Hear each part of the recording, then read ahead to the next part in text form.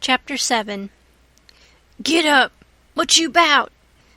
I opened my eyes and looked around, trying to make out where I was. It was after sunup, and I had been sound asleep. Pap was standing over me looking sour and sick, too. He says, "What you doing with this gun?" I judged he didn't know nothing about what he had been doing, so I says, "Somebody tried to get in, so I was laying for him." "Why didn't you roust me out?" "Well, I tried to, but I couldn't. I couldn't budge you." "Well, all right. Don't stand there palavering all day, but out with you and see if there's a fish on the lines for breakfast. I'll be along in a minute." He unlocked the door, and I cleared out up the river bank. I noticed some pieces of limbs and such things floating down, and a sprinkling of bark, so I knowed the river had begun to rise. I reckoned I would have great times now if I was over at the town. The June rise used to be always luck for me, because as soon as that rise begins, here comes cordwood floating down, and pieces of log rafts, sometimes a dozen logs together, so all you have to do is catch 'em and sell 'em to the wood yards and the sawmill. I went along up the bank with one eye out for Pap and the other one out for what the rise might fetch along. Well, all at once here comes a canoe, just a beauty, too, about 13 or 14 foot long, riding high like a duck. I shot head first off of the bank like a frog, clothes and all on, and struck out for the canoe. I just expected there'd be somebody layin' down in it, because people often done that to fool folks, and when a chap had pulled a skiff out most to it, they'd raise up and laugh at him. But it warn't so this time. It was a drift canoe, sure enough, and I clumb in and paddled her ashore. Thinks I, the old man will be glad when he sees this. She's worth $10. But when I got to shore, Pap wasn't in sight yet, and as I was running her into a little creek like a gully, all hung over with vines and willows, I struck another idea.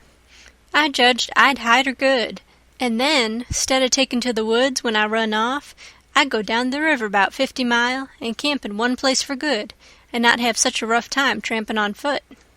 It was pretty close to the shanty, and I thought I heard the old man comin' all the time, but I got her hid, and then I out and looked around a bunch of willows, and there was the old man down the path a piece just drawin' a bead on a bird with his gun, so he hadn't seen anything. When he got along, I was hard at it taking up a trot line. He abused me a little for being so slow, but I told him I fell in the river, and that was what made me so long. I knowed he would see I was wet, and then he would be asking questions. We got 5 catfish off the lines and went home.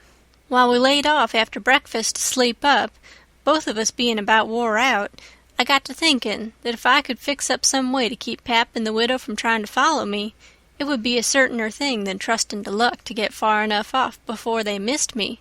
You see, all kinds of things might happen. Well, I didn't see no way for a while, but by and by Pap raised up a minute to drink another barrel of water, and he says, "Another time a man comes a-prowlin' round here, you rouse me out, you hear? That man warn't here for no good. I'd 'a' shot him. Next time you rouse me out, you hear?" Then he dropped down and went to sleep again, but what he had been saying give me the very idea I wanted. I says to myself, I can fix it now so nobody won't think of following me. About 12 o'clock we turned out and went along up the bank. The river was coming up pretty fast, and lots of driftwood going by on the rise. By and by, along comes part of a log raft, 9 logs fast together. We went out with the skiff and towed it ashore. Then we had dinner. Anybody but Pap would have waited and seen the day through, so as to catch more stuff, but that warn't Pap's style. 9 logs was enough for one time. He must shove right over to town and sell. So he locked me in and took the skiff and started off towing the raft about 3:30. I judged he wouldn't come back that night. I waited till I reckoned he had got a good start. Then I out with my saw and went to work on that log again. Before he was the other side of the river, I was out of the hole. Him and his raft was just a speck on the water away off yonder. I took the sack of cornmeal and took it to where the canoe was hid, and shoved the vines and branches apart and put it in. Then I done the same with the side of bacon, then the whiskey jug. I took all the coffee and sugar there was and all the ammunition. I took the wadding, I took the bucket and gourd. I took a dipper and a tin cup, and my old saw and 2 blankets, and the skillet and the coffee pot. I took fish lines and matches and other things, everything that was worth a cent. I cleaned out the place. I wanted an axe, but there wasn't any, only the one out at the woodpile, and I knowed why I was going to leave that. I fetched out the gun, and now I was done. I had worn the ground a good deal crawling out of the hole and dragging out so many things, so I fixed that as good as I could from the outside by scattering dust on the place, which covered up the smoothness and the sawdust. Then I fixed the piece of log back into its place and put 2 rocks under it and one against it to hold it there, for it was bent up at that place and didn't quite touch ground. If you stood 4 or 5 foot away and didn't know it was sawed, you wouldn't never notice it. And besides, this was the back of the cabin, and it weren't likely anybody would go fooling around there. It was all grass clear to the canoe, so I hadn't left a track. I followed around to see. I stood on the bank and looked out over the river. All safe. So I took the gun and went up a piece into the woods and was hunting around for some birds when I see a wild pig. Hogs soon went wild in them bottoms after they had got away from the prairie farms. I shot this fellow and took him into camp. I took the axe and smashed in the door. I beat it and hacked it considerable a-doing it. I fetched the pig in and took him back nearly to the table and hacked into his throat with the axe, and laid him down on the ground to bleed. I say ground because it was ground, hard-packed and no boards. Well, next I took an old sack and put a lot of big rocks in it, all I could drag, and I started it from the pig, and dragged it to the door and through the woods down to the river and dumped it in, and down it sunk out of sight. You could easy see that something had been dragged over the ground. I did wish Tom Sawyer was there. I knowed he would take an interest in this kind of business and throw in the fancy touches. Nobody could spread himself like Tom Sawyer in such a thing as that.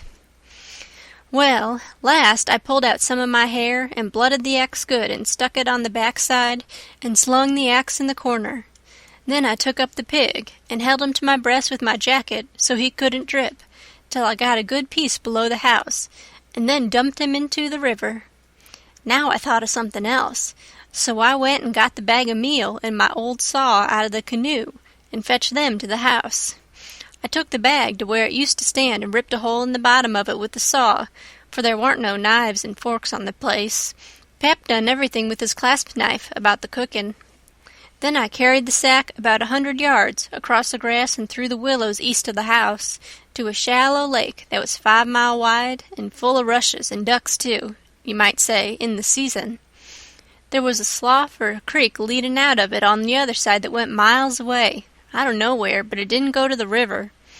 The meal sifted out and made a little track all the way to the lake.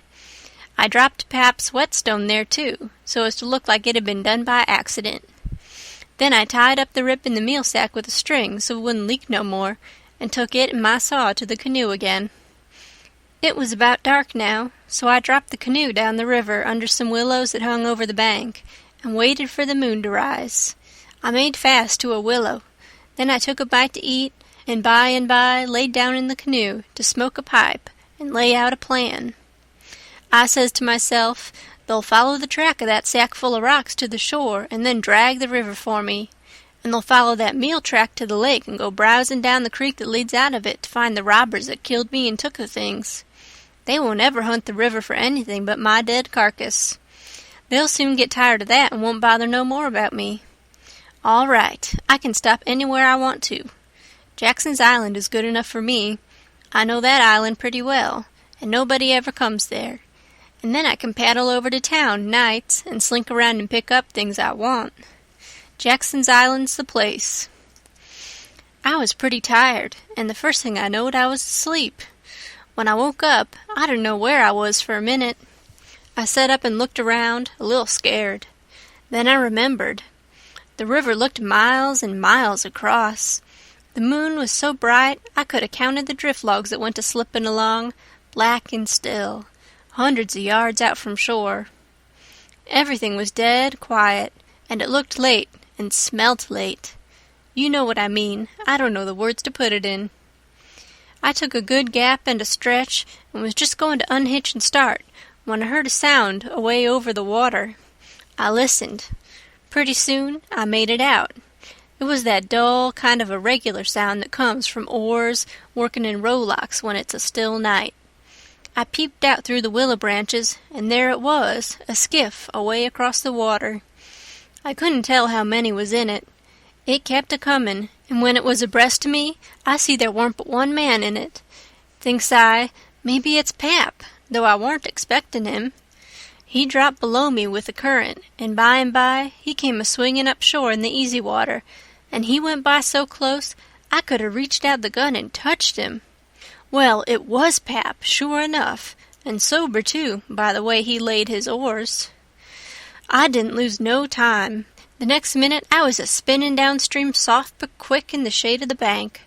I made 2 miles and a half, and then struck out 1/4 of a mile or more towards the middle of the river, because pretty soon I'd be passing the ferry landing, and people might see me and hail me. I got out amongst the driftwood, and then laid down in the bottom of the canoe and let her float. I laid there and had a good rest and a smoke out of my pipe, looking away into the sky. Not a cloud in it. The sky looks ever so deep when you lay down on your back in the moonshine. I never knowed it before. And how far a body can hear on the water such nights. I heard people talking at the ferry landing. I heard what they said, too, every word of it. One man said it was getting towards the long days and the short nights now. The other one said this warn't one of the short ones, he reckoned. And then they laughed, and he said it over again, and they laughed again. Then they waked up another fella and told him, and laughed, but he didn't laugh. He ripped out something brisk and said let him alone. The first fellow said he allowed to tell it to his old woman. She would think it was pretty good. But he said that warn't nothing to some things he had said in his time. I heard one man say it was nearly 3 o'clock, and he hoped daylight wouldn't wait more than about a week longer. After that, the talk got further and further away, and I couldn't make out the words any more, but I could hear the mumble and now and then a laugh, too, but it seemed a long ways off. I was away below the ferry now. I rose up, and there was Jackson's Island about 2 miles and a half downstream, heavy timbered and standing up out of the middle of the river, big and dark and solid, like a steamboat without any lights. There weren't any signs of the bar at the head. It was all under water now. It didn't take me long to get there. I shot past the head at a ripping rate. The current was so swift, and then I got into the dead water and landed on the side towards the Illinois shore. I run the canoe into a deep dent in the bank that I knowed about. I had to part the willow branches to get in, and when I made fast, nobody could have seen the canoe from the outside. I went up and set down on a log at the head of the island and looked out on the big river and the black driftwood and away over to the town, 3 mile away, where there was 3 or 4 lights twinkling. A monstrous big lumber raft was about a mile upstream, coming along down with a lantern in the middle of it. I watched it come creeping down, and when it was most abreast of where I stood, I heard a man say, "Stern oars, there! Heave her head to starboard." I heard that just as plain as if the man was by my side. There was a little gray in the sky now, so I stepped into the woods and lay down for a nap before breakfast.